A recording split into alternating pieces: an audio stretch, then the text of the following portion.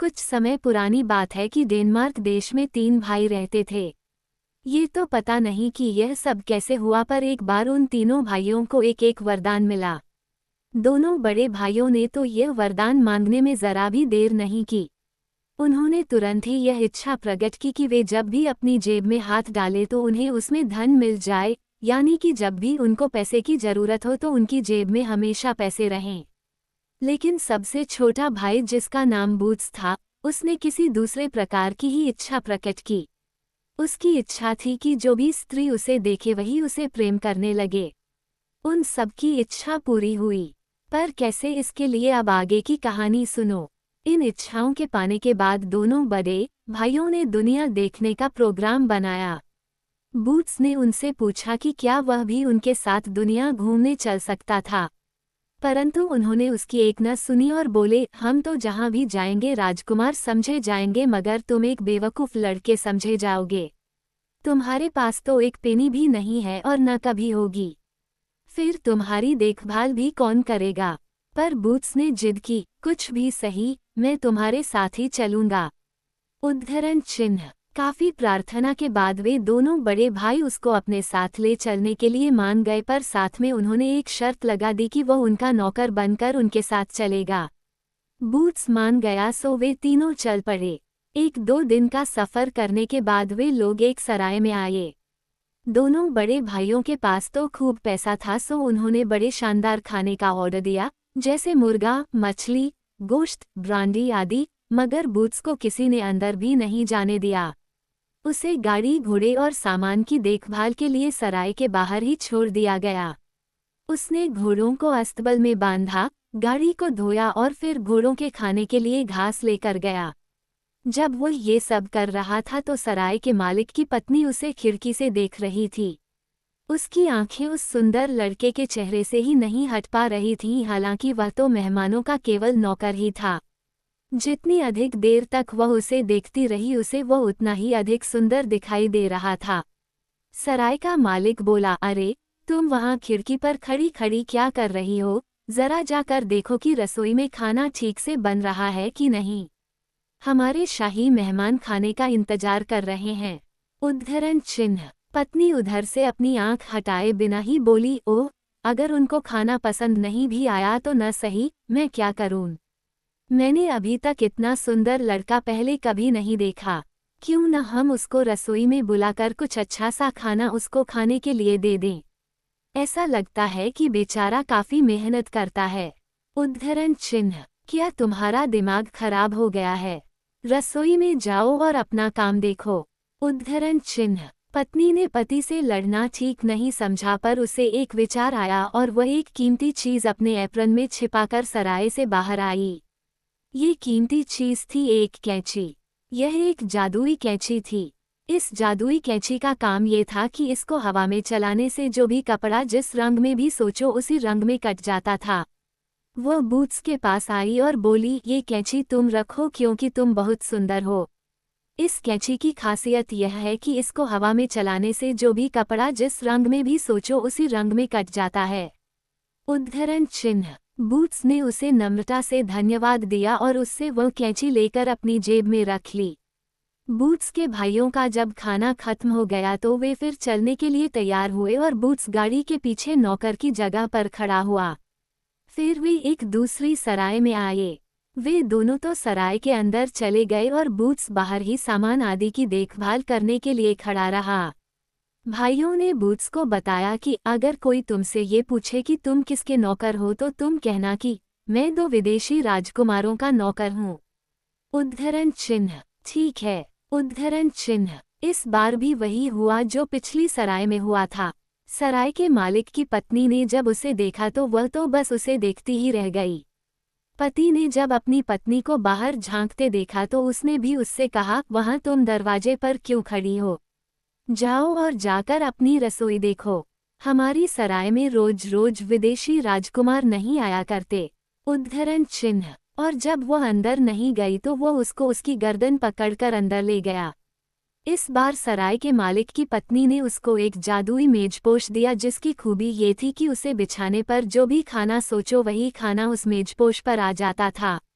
तीसरी सराय में भी ऐसा ही हुआ। जैसे ही उस तीसरी सराय के मालिक की पत्नी ने बूट्स को देखा तो वह भी उसकी तरफ आकर्षित हो गई। उसने उसको लकड़ी की एक टोंटी दी जिसकी खूबी ये थी कि उसे खोलने पर जो भी पीने की चीज़ चाहो वही मिल सकती थी। बूट्स ने उसको भी नम्रतापूर्वक धन्यवाद दिया और वह टोंटी उससे लेकर अपनी जेब में रख ली। एक बार फिर से वे लोग कड़ी सर्दी में अपने सफ़र पर चल दिए। अब की बार वे एक राजा के महल में पहुंचे। दोनों बड़े भाइयों ने अपना परिचय बादशाह के लड़कों के रूप में दिया क्योंकि उनके पास खूब पैसा था और बहुत कीमती कपड़े थे। राजा ने उनका बहुत जोर शोर से स्वागत किया और राजमहल में उन्हें इज्जत से ठहराया गया। मगर बूट्स बेचारा उन्हीं फटे कपड़ों में था जिनको पहनकर वह घर से निकला था। उस बेचारे की जेब में तो एक पेनी भी नहीं थी। उसको राजा के नौकरों ने नाव में सवार कराकर एक टापू पर भेज दिया क्योंकि वहां का यही नियम था कि जो भी गरीब या भिखारी वहां आता उसको उसी टापू पर भेज दिया जाता।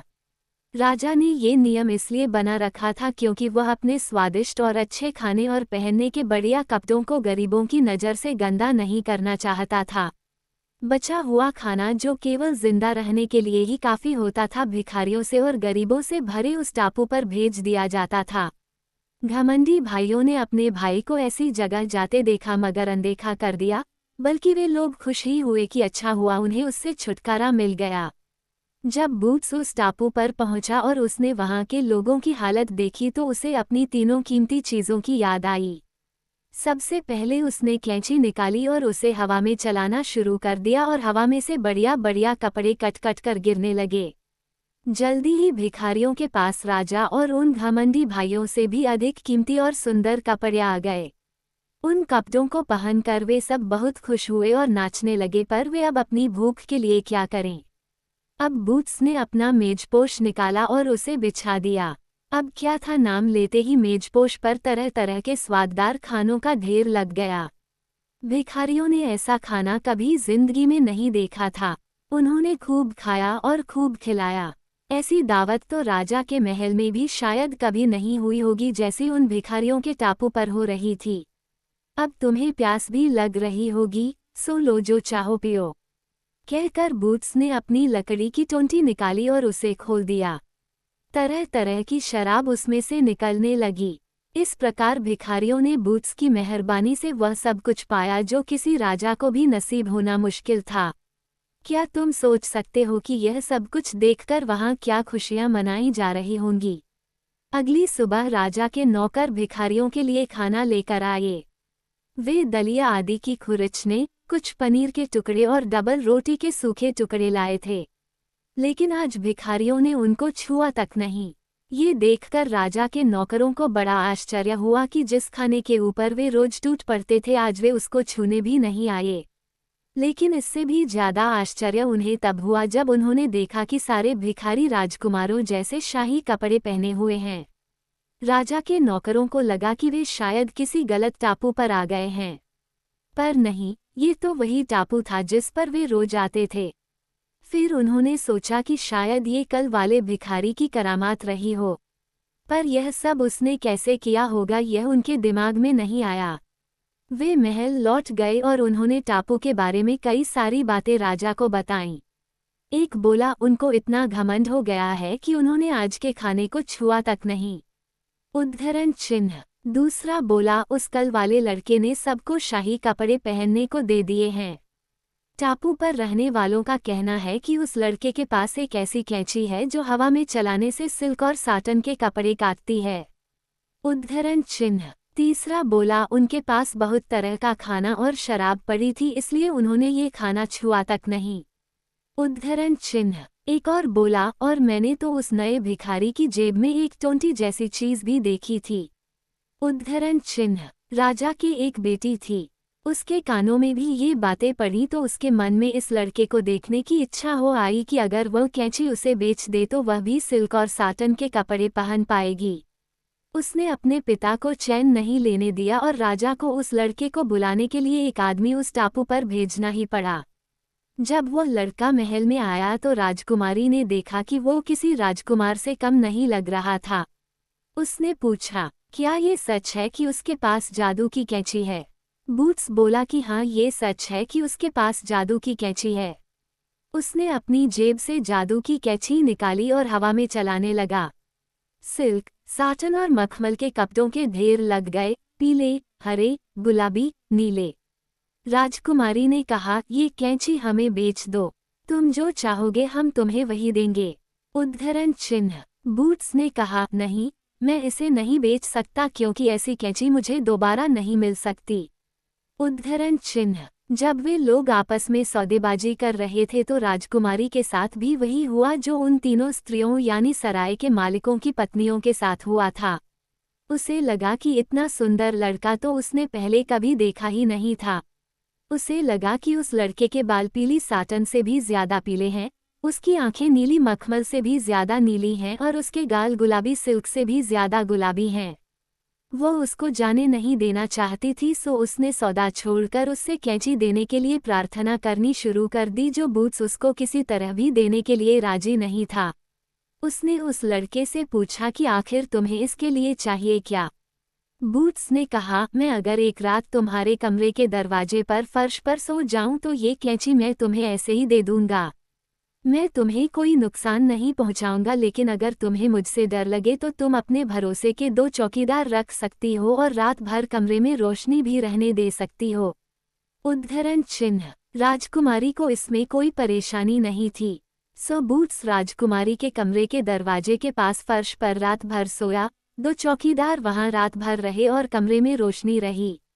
पर राजकुमारी को नींद नहीं आई क्योंकि वह जब भी अपनी आंखें बंद करती उसके सामने बूट्स की सूरत नाचने लगती और फिर वह अपनी आंखें खोल लेती। रात भर यही चलता रहा। वो उसे उन सब लड़कों से सुंदर लग रहा था जो अब तक उससे शादी के उम्मीदवार रह चुके थे। अगले दिन राजकुमारी ने कैंची ले ली और बूट्स को भिखारियों के टापू पर वापस भेज दिया। अब उसे कैंची से कोई काम नहीं था, बस उसके मन में तो बूट्स की सुंदर सूरत बसी हुई थी। सो अब उसने उस अच्छे खाने के बारे में सोचा जो उस टापू पर बूट्स ने वहां के भिखारियों को दिया था। वो उसकी तह तक भी पहुंचना चाहती थी। सो बूट्स को फिर महल में लाया गया। जब राजकुमारी ने उन बढ़िया खानों के बारे में उससे पूछा तो उसने उसको मेजपोश के बारे में बताया और साथ में ये भी कहा कि वो उसको बेचेगा नहीं, लेकिन अपनी पुरानी शर्त पर उसको ऐसे ही दे सकता है। राजकुमारी राजी हो गई और बूट्स पहले दिन की तरह से फिर वैसे ही राजकुमारी के कमरे के दरवाजे के पास फर्श पर सोया। इस रात राजकुमारी को और भी कम नींद आई। वह रात भर बूट्स का चेहरा अपनी आंखों के सामने देखती रही और फिर भी उसे रात छोटी लगी। अगले दिन बूट्स ने अपना जादू का मेजपोश राजकुमारी को दे दिया। राजकुमारी ने राजा से बूट्स को महल में रखने की जिद की तो राजा ने कहा, किसी चीज की कोई हद भी तो होती है, हम इस तरीके से उसे यहाँ नहीं रख सकते। उसे टापू पर जाना ही होगा। उद्धरण चिन्ह। और अगले दिन राजकुमारी की इच्छा के खिलाफ उसको फिर उसी टापू पर भेज दिया गया। जाते जाते राजकुमारी से उसने कहा कि उसको उन 2 राजकुमारों से अच्छा व्यवहार करना चाहिए जो उनके महल में ठहरे हुए हैं। अब की बार राजकुमारी को उसकी शराब की याद आई तो वह फिर अपने पिता के पास गई और बोली, पिताजी, उसके पास अभी एक चीज़ और है जो मेरे पास होनी चाहिए, इसलिए मेहरबानी करके उसे एक बार और बुला दीजिए। उद्धरण चिन्ह। राजा ने अनमने मन से उसको बुलवा दिया। इस बार जब बूट्स आया तो राजा ने भी उनकी बातें सुनी। राजकुमारी ने पूछा, क्या तुम्हारे पास कोई जादुई टोंटी भी है? बूट्स ने फिर वही जवाब दिया, हाँ है। अगर राजा मुझे अपना आधा राज्य भी दे दे तो भी मैं उसे नहीं बेचूंगा, पर अगर तुम मुझसे शादी करने को तैयार हो तो मैं तुमको वह ऐसे ही दे सकता हूँ। उद्धरण चिन्ह। राजकुमारी मुंह फेर कर हंसी। फिर उसने अपने पिता की ओर देखा। पिता ने भी अपनी बेटी की ओर देखा तो उसको लगा कि उसकी बेटी इस लड़के को प्यार करती थी। राजा ने बेटी से कहा, ठीक है, हम तुम्हारी शादी इस लड़के से कर देंगे क्योंकि इसके पास ऐसी चीजें हैं जिनकी वजह से वह हमारे जितना ही धनी है। उद्धरण चिन्ह। बस फिर क्या था, बूट्स और राजकुमारी की शादी हो गई। राजा ने अपना आधा राज्य उन दोनों को दे दिया। उसके भाइयों को भिखारियों के टापू पर भेज दिया गया। वे वहां उस टापू पर धन का क्या करते क्योंकि वहां तो खरीदने को कुछ था ही नहीं। अगर बूट्स ने मेहरबानी करके कोई नाव उन्हें लेने नहीं भेजी होगी तो हमें यकीन है कि वे लोग अभी भी वहीं होंगे। पर हम आशा करते हैं कि बूट्स ने उन्हें जरूर माफ कर दिया होगा। पर जब तक वहां बूट्स का राज्य रहा उसने और उसकी रानी ने फिर किसी और को उस टापू पर नहीं भेजा।